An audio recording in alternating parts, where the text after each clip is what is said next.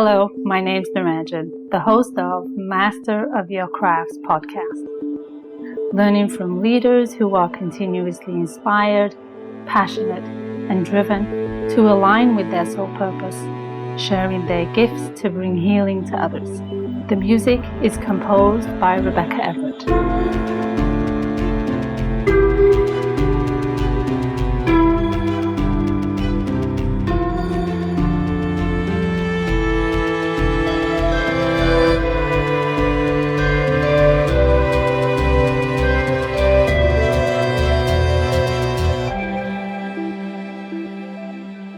Today is episode number 67, and I'll be talking to D. Neil Elliott, who has a new mission in life, and that is to share the knowledge he's gained and the process he's used on his journey to self-awareness.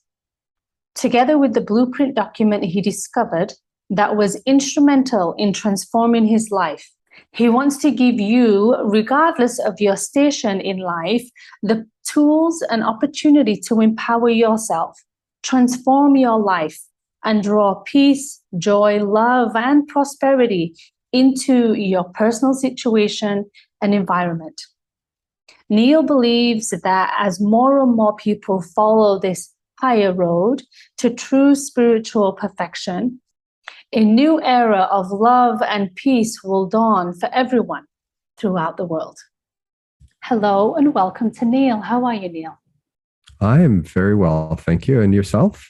I'm doing great. I am curious and I really want to get into some of the juices of what your life mission is. So we're going to begin with a really big question. What do you believe about yourself and how do you feel that defines who you are today? So I know, and yes, you could call it a belief, but I know that I am a soul on an evolutionary journey, and I am here to bring light and love to everybody who will listen. What got you to that realization? How did that come about for you? Let's give everybody context. So I was born in 1960, professional engineer and an MBA with an MBA. And I worked in the corporate world for, my life. From 2002 to 2015, I slowly drove myself into this deep and dark, despondent depression. And I realized I was there.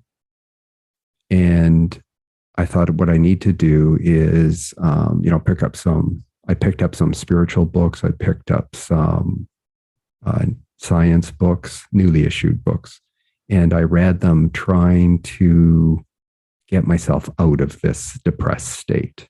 And no one knew I was in that depressed state. We're all great actors in our environment. We wear this facade. We can project whatever we want to anybody and everybody around us, including family, friends, spouses. And I did that. So no one knew I was there. And I spent a couple years working through these books and these processes, learning some new stuff, having some stuff reiterated that I had read in the past. And it didn't work. I couldn't fundamentally shift how I thought. And so our house had been on the market for 5 years. It finally sold in November of 2017. My wife jumped on a plane to go visit family and friends in Toronto, Ontario, Canada. And I sat down at this little kitchen table in a 1-bedroom rental apartment, and I crafted out and planned my suicide note. Or I crafted out my suicide note and planned my suicide. And the suicide I was planning out for about 4 months. I wanted to ensure that my wife would be financially okay and that I could say goodbye to loved ones and family without them knowing what I was going to do. A week prior, this, I call it a blueprint document, this material fortuitously arrived in my life, and it promised to liberate me from my thinking if I studied it and I followed it. And so what I did, being an engineer, I thought, okay, well, I'll push out the suicide date and I'll study this. And if it works, fantastic. If it doesn't work, then so be it. I'll pull the trigger. And a year later, I woke up. So November 2018, I woke up. I was just, my whole life had totally transformed. I was full of inner peace and love and joy. And I felt totally prosperous and abundant.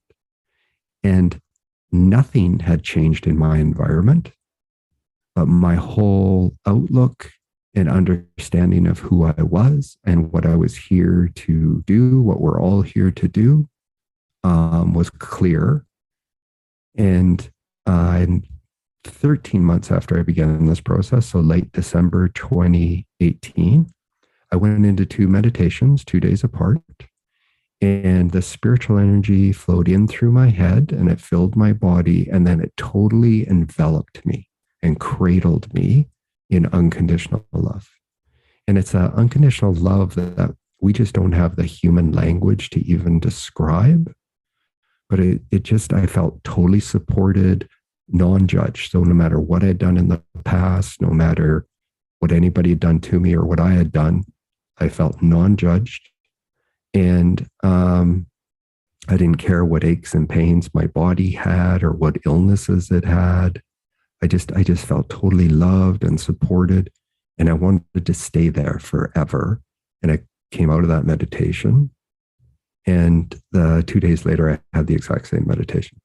At that point, I knew that the knowledge I had learned, the new knowledge I had learned, and the process I had used was our truth to begin this process to allow our soul to gain mastery of our life and to bring us back to the light and bring us back to being an expression of our source of being, to be an expression of unconditional love to everyone and everything in our environment.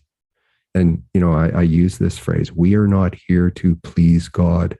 We are here to express God, and God is unconditional love. And so that's, in a nutshell, that's what's happened. And it's been this evolutionary, spiritual awakening, deepening understanding, and experiential life since then. It's just been totally amazing and wonderful. And I want to share it with everybody, because I think when everybody learns this new knowledge, learns these truths about the universe, about how we use the tools of the universe every moment in our lives to create every event and every experience that comes into our life, we can make a conscious choice to either carry on living like we do or to begin this process to allow your soul to begin this process to gain mastery of your life and be this expression of unconditional love. What an experience to not only recognize you're in a depressed state, but seek an outcome that's not going to be favorable, possibly to others, but an element to yourself too. But also identifying that one more try. I'm going to try something unconventional. It was, I look back now and I know that this is a divinely ordained process to get me to a point where I was open and curious and searching for the truth of why we're here, trying to understand our purpose, what we're here to do. And, quite frankly, I was done with life. Like, life was a misery. It was, no matter how much money I made and how much money I spent, I was not happy. I loved, my wife and I go to Europe and we travel, and I love the architecture and the museums and all those great things in Europe and elsewhere in the world, but Europe's my favorite spot. And And I was happy when I was doing that. But day to day life, I was a misery. I felt like I was just working, making money and not being able to get ahead. And it just didn't seem to have any value. Like there was no purpose. I felt I was miserable and I didn't want to carry on. But it is that experience for me, and not everybody needs to get there, but you know, it was that experience for me that opened me up to be able to accept this new information, this new knowledge, and study it and learn it, and then follow this process to freedom, to back to what we're supposed to be doing. I mean, we're really here. Our minds are created for this very special purpose of bringing the source of our being down into us and through us, and getting our will out of the way and allowing our source's will, God's will, Yahweh's will, the divine, whatever you want to call it, to allow it to express itself through us to everything and everyone in our environment. And it's magical. For lack of any other word, it's totally a magical process. Absolutely. Absolutely. And transformational for you, your family, and all the people around you. Well, so that's an excellent point that you just bring up. And it is. However, I'm still a work in progress. So my ego can still jump in and take control of a situation and still cause pain and anxiety and stress to others. And this is just part of this divinely ordained process on this evolution of the soul, for us to finally wake up, understand what it is that we're doing, and to learn these mechanisms and mechanics of the universe that we understand today because of the depth of knowledge we have in science, to make this understandable and believable about how we create every event and every experience that comes into our life, so our soul can learn the lessons that it wants to learn and finally wake up to come back to its truth. 100% agree. Where do you think this idealism came from, that there is a completion of something? We go to school, we go to work, we have a family, this world, this systematic world that we live in. There's a beginning and an end. But from a spiritual and a soul component, there is no beginning and there is no end. So the work in progress will continue when we have lived the physical hours and days on this life, on this planet, should I say. How does this notion come into play and make it more our everyday language that we're a work in progress? So, a great question. And this is going to be a little bit longer answer because we have to cover a couple of concepts. Absolutely. So let's talk about evolution of the soul first. And then we're going to talk about how personality develops and how the tools of the universe, the tool of the ego, has been created to help us learn these lessons. So the soul is a fragment of, I'll call it the divine in this conversation. So the soul is a fragment of the divine, created through this tool, this mechanism of the ego. And the soul is infused in the process at conception, and the little I mind is created at the same time. So now I'm going to talk about the soul, and then we'll go back to the ego piece. So, as a soul, so think about, take your framework of reference off one lifetime and think about this evolutionary process of the soul. So the soul, it comes from unconditional love and returns to unconditional love. It is unconditional love. And when it's here, in order for our creator to experience itself, it needed to create this process to create separation and individuality of itself to be able to experience things that are contrary to unconditional love. So it's created, for example, this earth this school we call Earth. Yes. So our souls come here over many lifetimes in varying genders, varying colors of skin, varying places of origin, varying cultures, varying religions, sometimes wealthy, sometimes poor, sometimes highly educated, sometimes not educated at all. And all of these experiences enable the soul to have these learnings and these feelings and this development through both the male and female aspect of the divine to feel these varying things.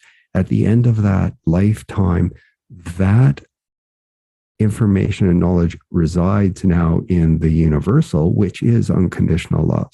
And if it was only unconditional love and you never came here in this school we call Earth to learn this, you would only know unconditional love. So there's a richness that goes back to the divine, to the collective, to the unity of the divine, to now have we are from unconditional love, but we have these other feelings, these other experiences that are contrary to unconditional love. So it brings this richness back to the source of our being. Absolutely. And so you come here in these varying lifetimes. So it's as if your soul jumps into a pool of yellow dye, and it comes out. It's educated in yellow lives and yellow religions and yellow experiences and whichever gender it's in. And next time it comes, it jumps into a pool of red dye. So it comes out into be educated in a red life and live a red life and culture, etc. But the red is mixed with the yellow, and this goes on and on and on. And then at some point, the soul wakes up and understands what it's doing to itself, and then it begins to shed the red and shed the yellow and shed the blue and shed the green, until it gets to this point where it fully transcends the ego in whichever lifetime that is. And when the body returns to dust, it's ephemeral, the soul steps into the light, and it will not need to be reincarnated again. So that's the evolutionary process of a soul. And then now let's talk about the ego. So the little I mind, so the soul at the time of conception, of fertilization, the old soul impresses its knowledge of past lives and histories into that process, becomes the soul of the new born baby, and the little I mind of ego is created at the same time. The ego uses the tools of the universe through electromagnetism to build the intricate workings of the body to the genetic plan in the sperm and the ovum. As the baby grows from, newborn to age 5, it's really just this little sponge which is picking up everything in its environment, the culture it's born in, everything that its parent feels and thinks, and its siblings, etc. At age 5, the mind develops to a point where it can make decisions on its own. So it's starting to make its own decisions, but it's all influenced by what it came in to learn, and then this family and in this environment that it was born into. And then it goes out and it gets these other experiences of going to school and meeting other people and, all these things. As the baby grows from babyhood to adulthood, we think we're becoming versed in the ways of the world, but really what we're doing is we are shutting our soul off. We're binding it down and shutting it off from the light. And our ego has control of our lives until the soul wakes up in whichever lifetime that is. The ego can only use the tools of the universe to, through this attraction, repulsion, bonding, rejection, to bond with everything that it likes. I like that food. I like that car. I like that house. I like that place. to reject everything that it doesn't like. I don't like that food. I don't like that car. I don't want to go to that place. I don't want to go to that event. I don't like those people. So these are the only mechanisms of the ego. So in order for the ego to bring joy and happiness and pleasure to you, it bonds with things it likes. It sets a goal. I'm going to get a new car. Oh, I like that new car. I'm going to get that car. Oh, I save up. I'm happy. I show it off to my friends. I get a little more boost of happiness. It starts to become mundane and boring. So you go out and you show it off to more people and you get a little boost of happiness. But soon that new possession becomes this dull and mundane and boring thing. And so what do? You set another goal. You go out to try and draw happiness to yourself. So your life becomes this endless chasing of goals. And at the same time, pushing things away that are of danger to you, that you don't like, of rejecting others. So this process of individualization. And so we come in and we're like method actors. So a method actor dresses the part, eats the role, period piece. So you eat at the kind of food that they ate, you eat with the utensils they eat, you dress the part, you speak the part, you act the part. And you do this as a method actor over a period of a few weeks or a few months. And then you go on film. So you've really adopted this character. And the method actor goes in and they play the role, and the director calls the cut, and they come out of that back to who they are, and then they high five each other. And, oh, I really felt that when you did that, like you really took me into that period. All of us, we identify with the little I mind of ego. We believe our bodies are our truth and our reality. We believe that things around us are solid, and that's our truth. That's our reality. In reality, this is just a play. This is just a school, a video game, whatever you want to call it. It is an illusion to help us experience the things that we want to experience, learn the lessons we want to learn, and our soul is our reality. And when you come back to this truth, and there's a process for doing this, when you come back to this truth, then the divine or the source of our being will enter into you. It will help you with this process, and your life becomes truly divinely inspired. And I can tell you, it is this just amazing and wonderful and magical process. Absolutely.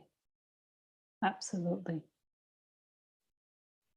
With all that you know and have experienced and transformed into, and hold on to these, I want to say, snippets of experiences of unconditional love, and having your soul lead you and guide you on a path of serenity and peace and love. What are your intentions with this craft that you've been able to harness going forward? So my goal and what I want to do is to share the new knowledge I gained and the process I used to help others go through this same process and wake up to who they really are, and to become these embodiment of unconditional love to help heal themselves and also everyone and everything around them. And as we do this, what we do is we become these beacons of light for others to be attracted to. And if those people are curious and they want to learn and they want to listen, then I will share with them. If somebody doesn't want to listen and isn't curious, then I hold my peace. It's not my place to push my beliefs and my understandings onto other people. They need to come to it when they're ready. But the more of us that do this, what we do is we create these little pockets, these little oases of unconditional love around us and in the planet. And the more we do this, the more we'll bring other people back to their truth, and they will become these embodiments of unconditional love. And we will help heal all of the people that are awake or through this awakening process want to be awake and remember who they are. And we'll heal this planet and bring this planet into a new era of love and peace. There's this energy transformation that's happening right now around the world. Gaia is transforming herself. And we are all really light workers here when we wake up and we express who we really are, our reality of who we really are, to help transition this planet from its current state of, where it's at with the wars and the angriness and the vitriolic outrage and condemnation and, all the other things that are going on right now, which are contrary to unconditional love. This planet was intended to be, and is intended to be a place of learning and love and growth and development for the souls,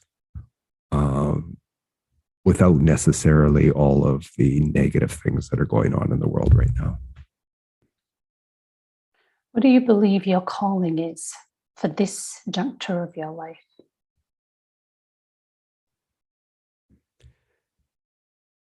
To share this new knowledge and process I gained to help people wake up from their, and I'm going to use this word ignorance, and ignorance not being a negative term, but just an unknowing of who they are, and help them come back to the light, and teach them this process that I went through to learn this new knowledge, to bridge this gap between spirituality and science, and leverage the knowledge that we know in science today in conceptual ways, leverage that information that we know in science today to help them make this leap across this gap, to learn how we use these mechanisms of the universe to draw everything into our life for our to learn these lessons. So to wake them up so that they can again come back to the light, so that they can become this part of this process to bring light and love to the world. It's pretty profound. It is. For lack of a better word, it's been this just amazing, wonderful process. And, as I said, I'm a work in progress because I can recognize when my ego is still in control in situations. And my goal now is to embrace those moments and embrace those feelings, to receive them, to feel them, to imbue them with love and dissolve them back into the divine.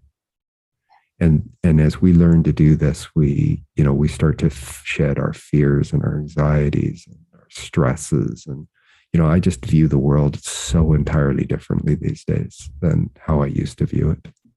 And everybody, all of the peace, the security, the joy, the love, the abundance and the prosperity that you are seeking, it's all inside of you.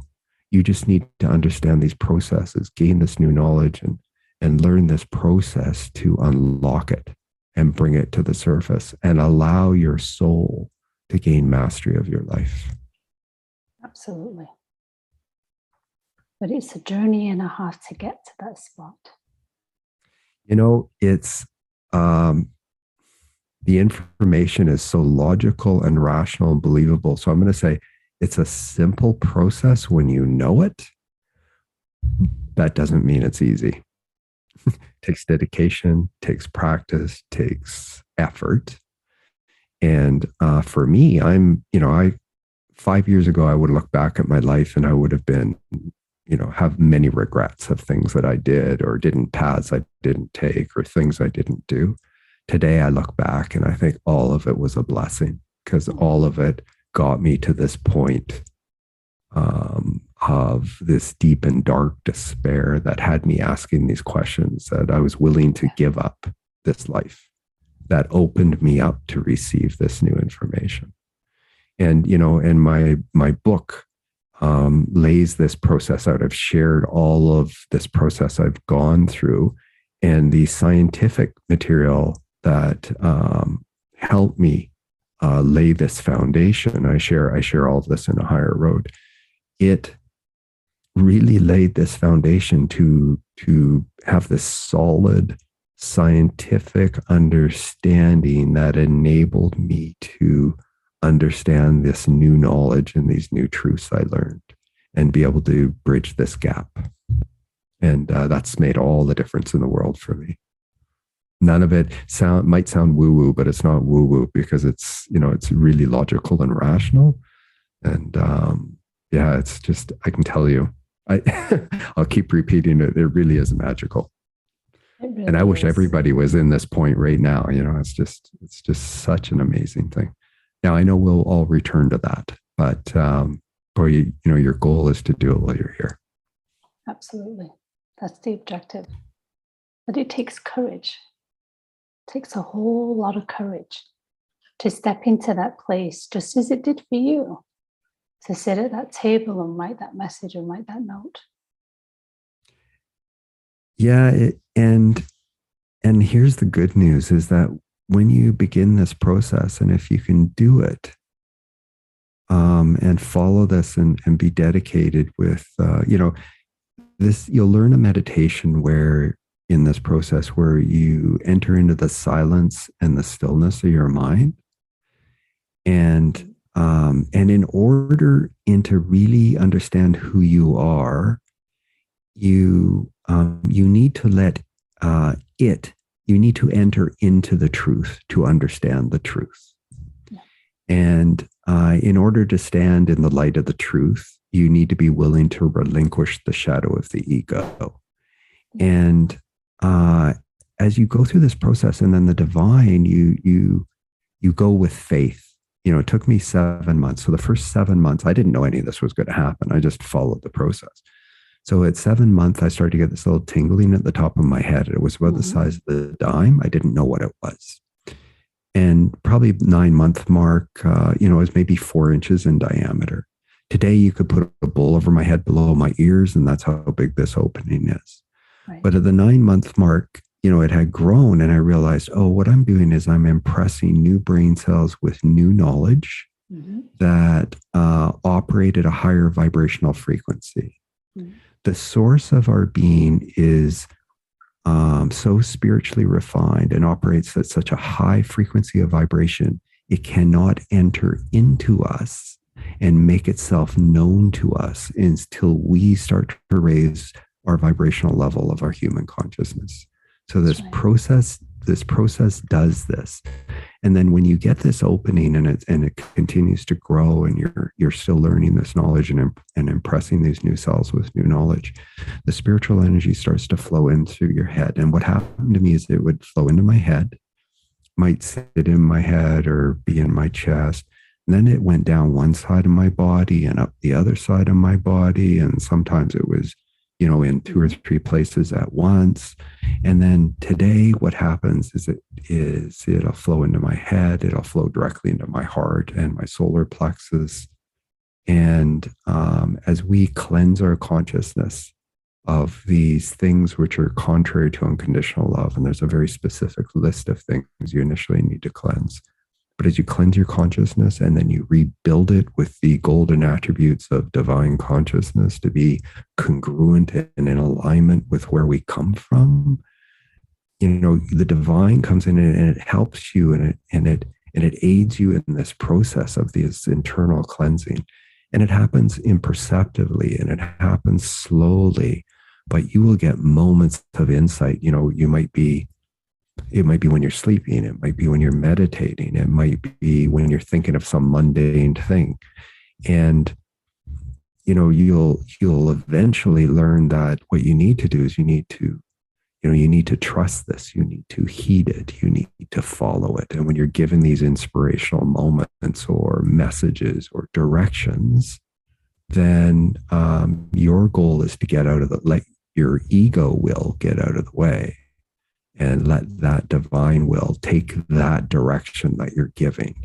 And I will tell you that when you do that, all of the things that you desire will come into your life.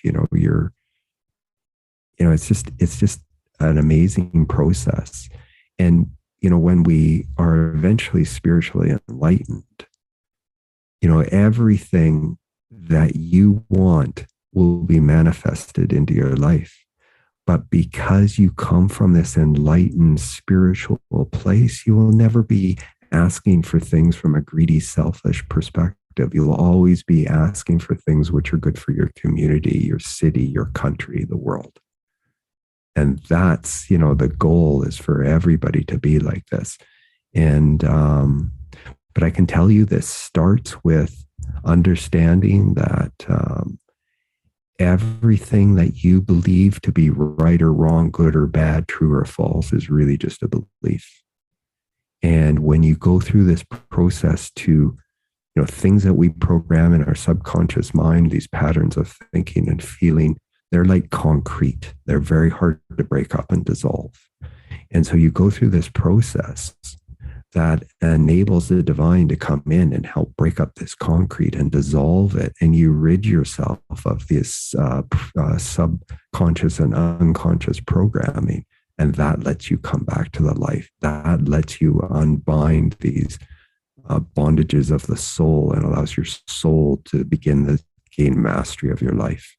And when you do this, I tell you, for again, lack of a better word, it's like totally amazing and magical. That it really is. And you'll feel entirely different about the world and about life. Like none of the stuff that's going on right now concerns me. I know it's part of this process for people to learn the lessons they need to learn, like souls to learn the lessons they need to learn. So when I see someone today, what I see is I see their soul, and their soul is equal to my soul. Their soul is unconditional love. And anything that they're doing, which we may consider to be reprehensible or negative, is really just their ego's in control. And they are drawing to these things, these events, and these experiences to learn the lessons that their soul wants to learn. Absolutely. Everything truly happens for a reason. There is a greater purpose why we're here and why Absolutely. it all unfolds the way it does. Yeah, I agree 100%.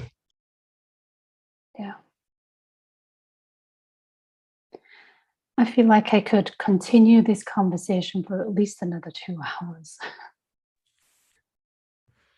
There's so much, I tell you, there's so much to learn. And there's, the rewards of going through this process are just unimaginable from a human perspective, from an ego perspective. But every time someone today, comes to me and I get this hit, if I can manage to get my ego out of the way in that moment, I take it as a learning, as a blessing. Really, what you see is merely a reflection of your beliefs. You change your beliefs, you change what you see. And so when somebody else comes to you and something happens, they are in reality another aspect of self. But they are here and they're giving you the opportunity to take that thing that's coming at you, be it negative or fear, anxiety, whatever it is, hate, outrage, to take it and to heal it and to let it back into the divine. And it's just this amazing process. But it all comes with an element of awareness, right? So Absolutely. it's being aware of what it is, how it shows up, and how do I choose to engage with it. But again, Neil, I say this again, I feel like we can have this, and maybe we will do another version or a continuum of this conversation. Absolutely. Love to. I'm so grateful for you sharing your very vulnerable story and your personal life experiences, to what you've witnessed to get you to this beautiful, brighter place of life where you are right now. Yeah, and I'm a pretty private person, but really, I've been pretty candid in my book, and I'm doing it for a reason. It's because to allow people to understand that they're not alone. However they're feeling, there's other people that have similar feelings, and it might be a different experience, but the fear and the anxiety and the stress and, what we're doing to ourselves. There's a mechanism to get out of that loop. And what I want to do is share that knowledge and that process again to help others to bring them back to who they really are. And by who they really are, I'm talking about their soul. Absolutely. Absolutely. But what we know is when individuals are ready to receive, to be seen, and to be witnessing something like that, the information will present itself. Absolutely. Absolutely. And, when you go through this new knowledge, this new information, these truths that I learned, you will come to understand how and why the universe came into creation, and then what these tools are that we use every moment through our thinking and our feeling.